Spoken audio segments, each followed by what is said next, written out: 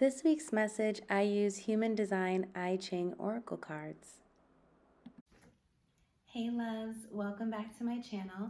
This will be the guided oracle message for December 16th through December 22nd. And if you are new to my channel, thanks so much for coming here. My name is Nicole. I'm a wellness coach, Reiki healer, and intuitive guide. So let's get into it. This week, I will be using the Rave I Ching cards. Or is it Rave? I should figure that out first. But they're the Human Design System I Ching cards, and they're based on the gates, if you know much about Human Design System.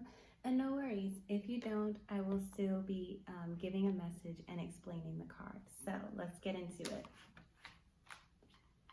I love these cards because they're so beautiful. You know, I have a thing for aesthetics. Look how pretty.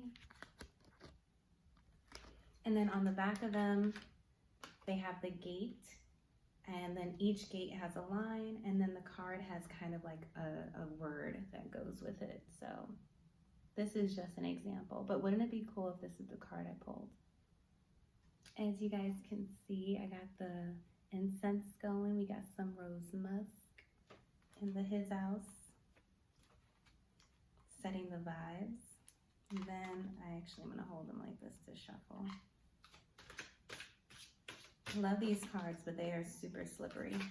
And they also don't come with a guidebook. So I'll be using the Book of Lines by Chetan Parkin, I think is how they pronounce their name. And it's the 21st century view of the I Ching, the Chinese Book of Changes. So it's perfect complement to this deck because it explains the gates. And I will actually link it down below the video too, so that if you are interested in the Human Design deck and gates, you can get it yourself.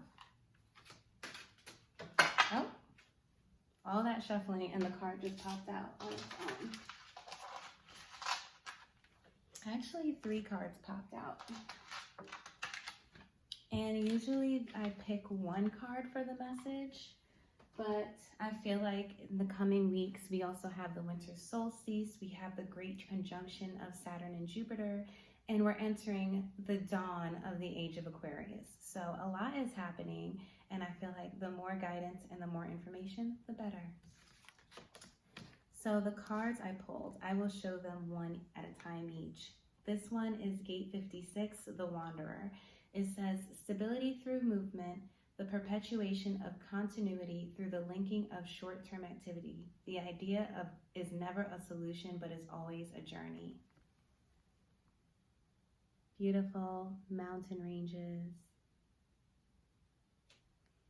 And then the stimulation, the storyteller. So that's card 1. Middle card, Gate 50, the Cauldron. The value of historical continuity whose traditional values serve and enrich the present and the future, establishing the rules and laws of caring. And then on the bottom it says values, guarding and maintaining the tribe. It's this card.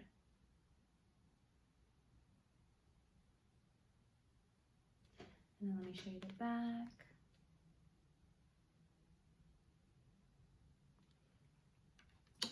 The next one, Gate 32, duration. The only thing which endures is change. The instinct to adapt in the now without losing continuity while maintaining our basic nature. Continuity, conservation. Actually, I'll show you guys this side first. Why is my hand shaking so badly? And then I'll show you the back.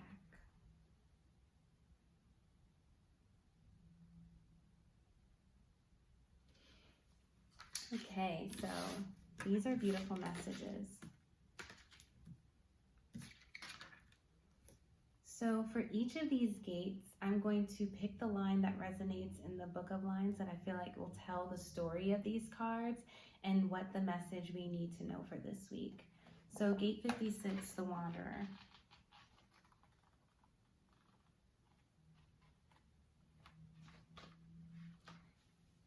Stimulation, traveling. The movements and views of the inner world are reflected by the movements and views in the outer world. So what I love about this gate is I feel like it's a reminder that we are a global community and we are constantly shifting and moving, not just physically, but in our state of consciousness. And while we were going about doing that, we need to be mindful that our outer world and our inner world is in alignment, or else our outer world is going to affect our inner world, or our inner world, if we're dealing with anxiety, depression, fear, can affect our outer world, because maybe we won't fall into alignment with the opportunities we need. And the only way we'll get those opportunities if we're walking in our highest self, which clearly we know that high vibrations and high vibes are positive, they're light, and they don't necessarily keep space where the low vibrations of depression, anxiety linger. So for the line I pick for gate 56 is line 3, alienation, because I do feel like we're in a period of experimentation, and as you know, each of these lines hold an energy. So gate 3, being thorough, examining any and all fixed beliefs. You examine and update your beliefs, or you are careless how you associate them into your life. So you can carry one of these energies. If you are someone who expresses their beliefs with conviction and you have the ability to adjust your beliefs over time, I feel like in this age of Aquarius, you will be so ready for what is to come, the new information that you'll get on yourself, the understanding of what you desire and what you want in the world, and also what you want to see in the world, because remember, the age of Aquarius is about humanity. Then on the other end, if you believe that true harmony exists somewhere else, you'll always be restless. So we are in a global community. We are in a space of sharing our beliefs, but we also need to be mindful of this feeling of restlessness, this feeling of the grass is greener on the other side. So I'll leave you with that for the Wanderer. Next gate is gate 50, the Cauldron.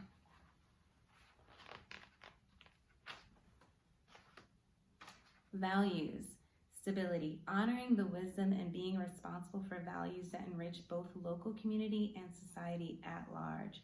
Wow, this is Jupiter and Saturn conjunction energy for real. We want to make sure that our values are not only important and are in good moral standing, but we want to make sure that, how do I say this?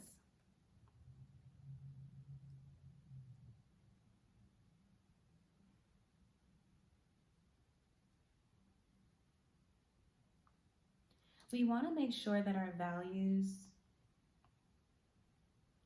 are enriching to our environments, but we also want to make sure that our values are being upheld. And our values are usually called what comes to us culturally, what has come through us through our society, through the way that we were raised. So it's about keeping to those values. It's about connecting to our ancestors and, again, telling those stories, the Wanderer card, that have been taught to us. And that will require introspection. So let's pick a line. The line 5, enhancing, maintaining alertness to recognize which values serve best. You recognize or disregard a correlation between the values and actions that serve everyone. So if you are in the positive energy of this, you're growing wise enough to uphold appropriate values when pressured to change them. So you're knowing, no, I'm keeping to the traditions that I know this is what resonates with me and I'm sticking to it. That is super important in a time of shift, is knowing what you will adapt to and what you will listen to, but also knowing what is true to you, what you innately came in the world to tell, what's your story that you're not meant to change and not meant to be affected by your environment. On the other hand, you're in a rush to get on in life, you can disregard the real values that serve yourself and others. I feel like this is almost the energy of being an opportunist. When we are moving in a spirit of opportunity and always wanting to find an opportunity, we don't even get still enough to know what opportunities are for us. So in order to be in fifth line energy in the best way, you want to have the wisdom. You want to have the wisdom of the sage or of the preacher, and be mindful of what information you're taking in and what information you're putting out. It says, yes, even the card says guarding and maintaining the tribe. So important. Maintaining your community, maintaining the values and the principles you've grown up with, maintaining the rites of passage that has been in your family for many years, but also some things we don't need to maintain, right? Like breaking those generational curses on the other side of that fifth line, and speaking your truth and preaching about it. So we have the energies just flowing into each other. The next one, the gate 32, the gate of duration.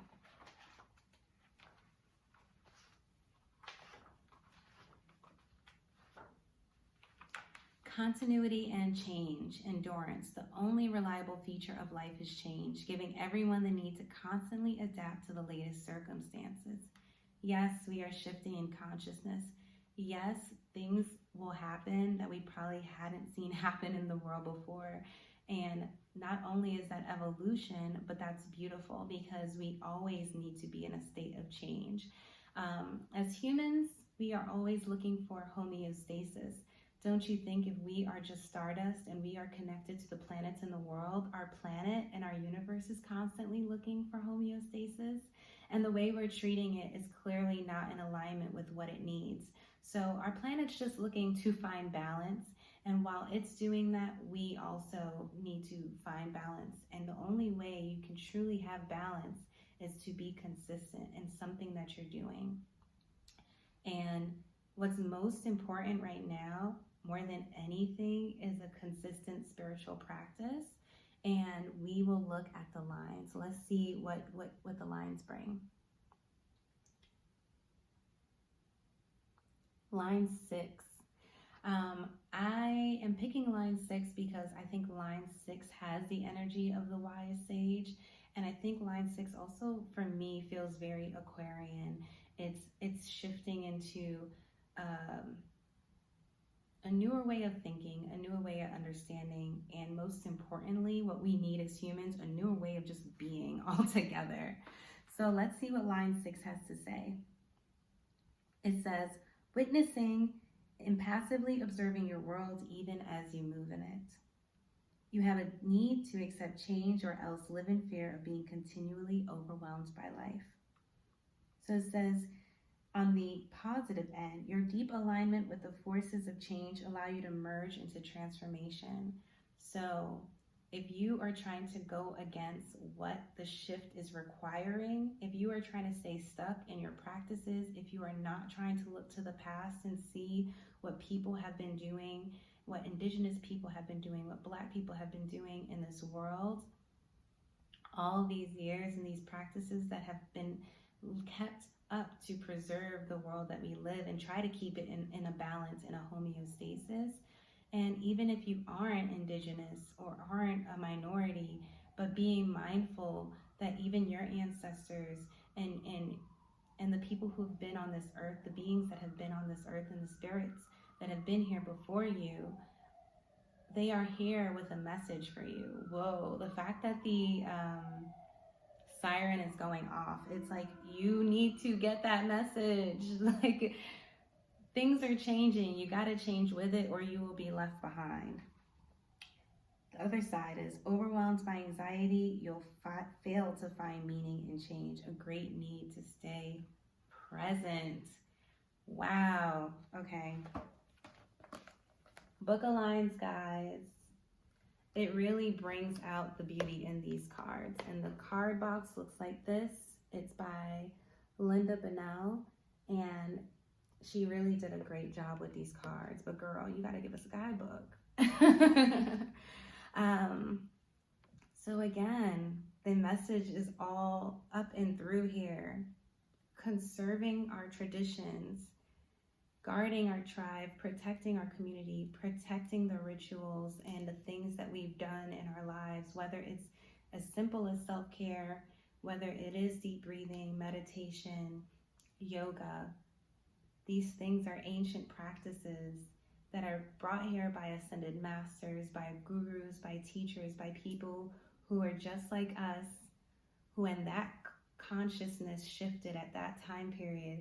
They wrote sacred texts and they created decks and they meditated and they prayed and they did all these beautiful things while we are here getting the opportunity to do the same things. So that is such a beautiful message, and I think it's so timely because this message literally falls in the week of the conjunction of a winter solstice.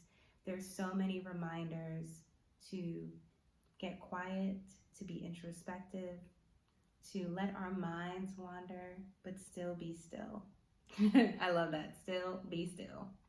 And stay at home.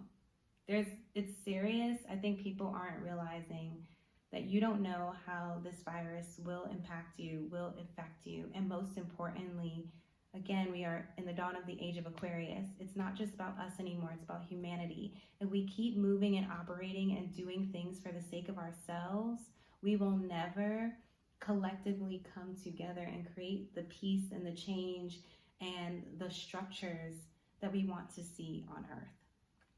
So I'm done with my rant. And most importantly, I ask you to take time to be present with yourself at the end of this year. Be present with your family members. Lead with love. Tapping into all that you've learned this year. Bringing your past into the present moment. So thank you. If you like this video, if you enjoy my messages, I hope that you like, comment, share, subscribe. It really means a lot when I know that you're watching. I know that, one, I'm not alone in the way I feel or think. And when you guys leave your comments and share with me what you're going through, it lets me know that the shift that I'm feeling or experiencing and I'm talking about, other people are also sharing in that and feeling that and experiencing that. It's further confirmation. And I leave you with this.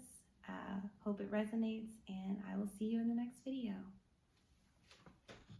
You can find me on Instagram at WithLoveCole.